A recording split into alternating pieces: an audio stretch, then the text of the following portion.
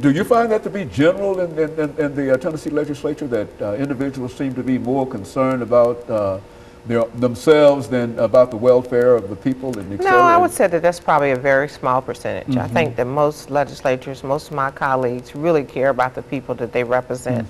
And again, you know, I encourage the constituents out there and the Tennesseans that just don't elect us and then never look in. You can come down. I invite everybody to come down, sit in those meetings. I've seen Reverend Walker down there. Come down and walk down the Capitol. Sit in. You'd be surprised when we look out in that audience and we see constituents that care about issues, how that influences us. And so this whole idea of community empowerment really is an idea that has to work if the community I is think going everybody has to take some responsibility. And it doesn't require a degree. It doesn't require a formal education to be involved. We need everybody. We knocked on doors this past summer when we were having in the Metro Council races, and there were people who said, "I don't vote," and it would just almost break my heart. How do you react to that? Because I know that it's, and some folks who do that also counsel others not to vote. I mean, what do you say to folks? I mean, I tried to explain this particular time we were in the housing projects, and I tried to explain to them some of the laws that were pending at that time that would have a dramatic effect on their lives just because the right person wasn't sitting in that seat.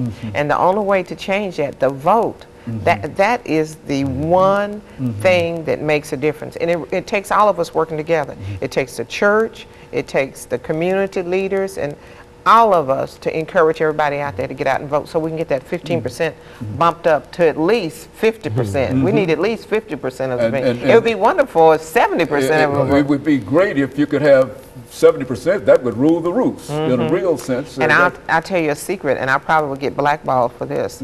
There are also a number of ministers that do not vote. Yeah, see, that's the crazy stuff right there. Yeah, well, that is the crazy thing. And we really need for our ministers to step up and to be role models for their congregation. Well, now, what would be the rationale for? I think people just get busy in their lives. They don't realize the importance of it.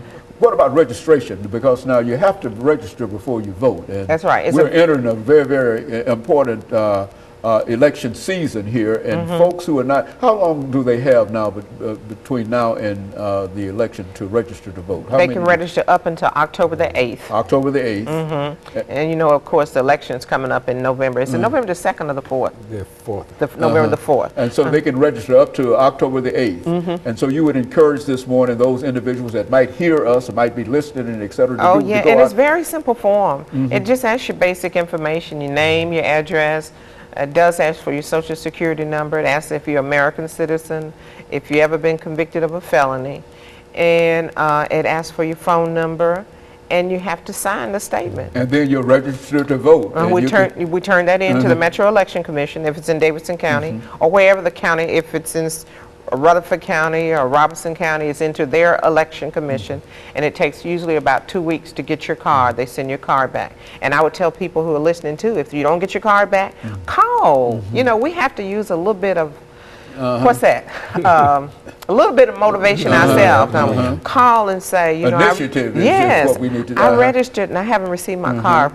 Because they've gotten behind at Metro Election Commission too. We've had to call and say, you know, my constituents don't have their cards. What's going on there? It's crucial for those who might be listening this morning who are not registered to go and register tomorrow if they are going to vote. I would say run and register tomorrow if they need to vote. That's right, and then vote. Vote, okay. It's two parts, register and then vote. And both are free in a real sense. To be in a free country, to be able to do that without any kind of penalty or whatever is a blessing itself. And if you check her track record, you'll know that your vote does count. Because you can see that, you know, you put the right person in office and she's out there working. Doing what has to be done. And of course, let me thank the two of you for coming by and giving us that excellent information. And let me encourage our audience to tune in again next week for another informative edition of Comments. Thank you and good morning.